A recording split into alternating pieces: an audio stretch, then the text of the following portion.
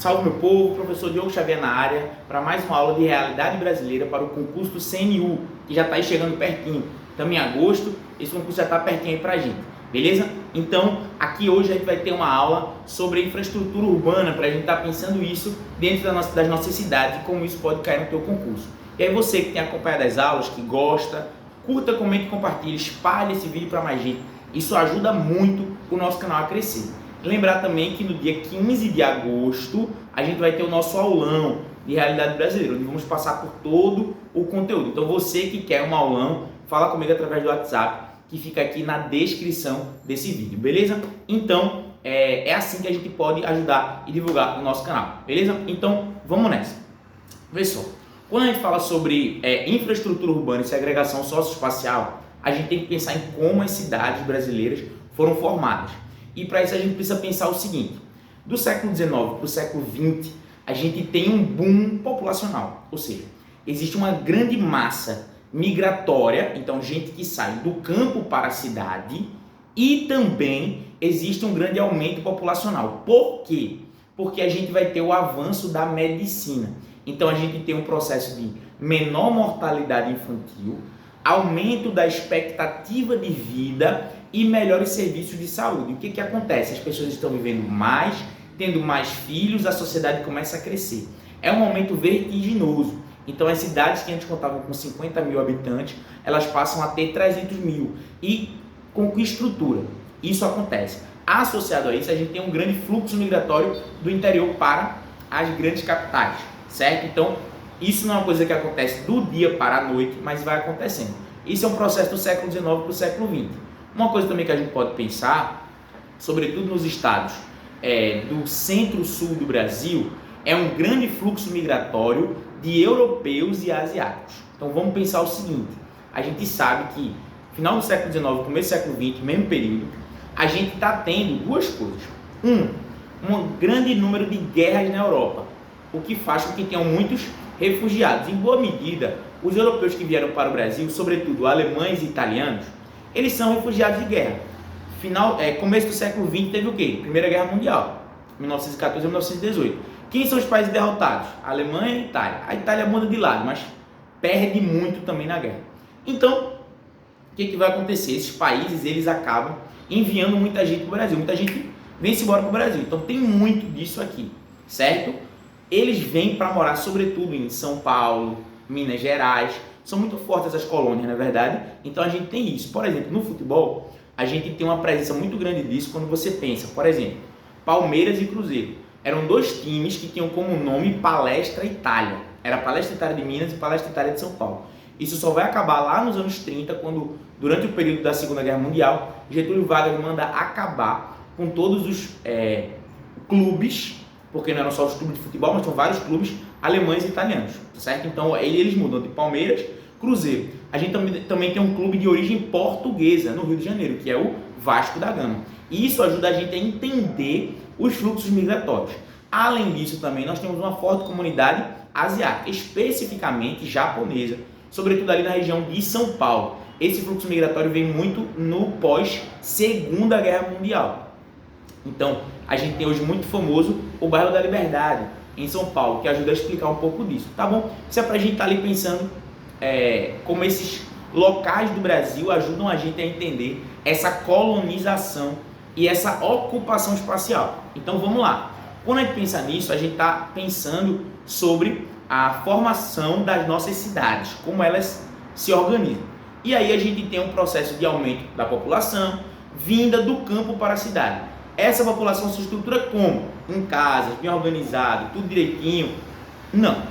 Elas vão ocupando, sobretudo os mais pobres, vão ocupando os piores lugares. Então, morros, alagados, palafitas, conjuntos habitacionais. Então, que vão fazer surgir as famosas favelas. É um termo que a gente pode utilizar, entender. Veja, favela não é um termo pejorativo, é um nome que a gente dá para uma comunidade, que pode ser tanto morro, pode ser também alagadiço, pode ser plano, mas é uma favela. Depende da formação que ela é feita. Mas ela é sobretudo o quê? Um aumento de pessoas que vêm do campo para a cidade, que depois começam a constituir famílias, que depois começam a crescer absurdamente. Por quê? Aí a gente vem para os anos 50, 60. quando acontecem duas coisas.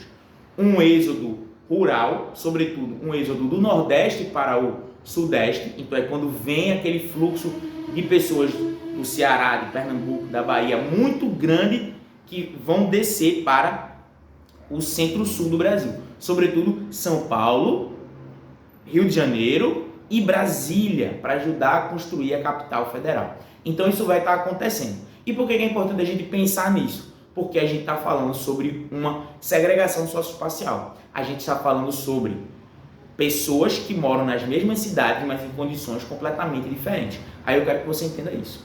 Pausa para água.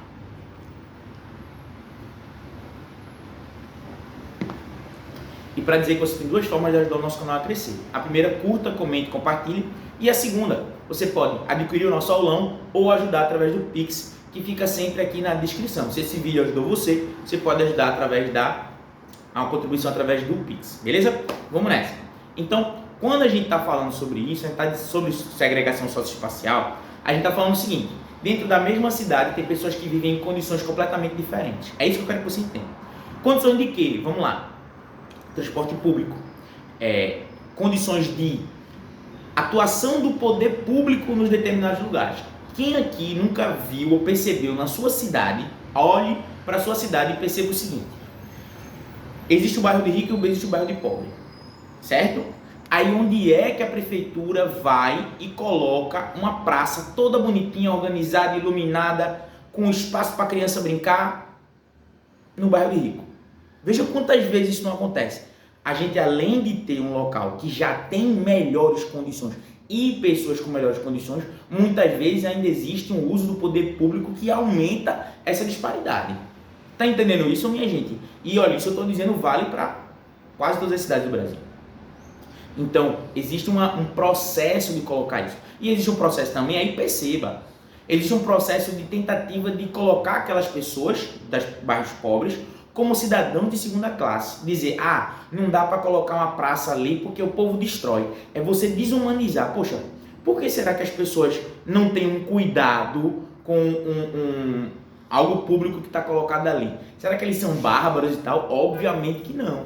Mas historicamente foi construído para eles que o poder público chega de outra maneira. E não construindo. Quando existe uma possibilidade deles habitarem melhor o local, eles vão fazer. Tudo bem, se entenderam, gente? Então, as cidades, elas são construídas de maneira diferente. E aí é muito interessante, porque já foi feita uma pesquisa em São Paulo que colocou dois bairros muito próximos em São Paulo, que são Higienópolis e Paraisópolis. Eles são muito próximos. E lá, a expectativa de vida de um bairro para o outro, então na mesma cidade, um bairro vizinho, a expectativa de vida de Higienópolis, que é o bairro rico, era de 80 e poucos anos. E de Paraisópolis, 60 e poucos anos. Veja, quer dizer que você morando do lado de cá, você tem a possibilidade muito grande de viver cerca de 20 anos a menos do que quem vive do lado de cá. Percebe isso, minha gente? Então, isso é para a gente entender como essa desigualdade, ela interfere em várias formas.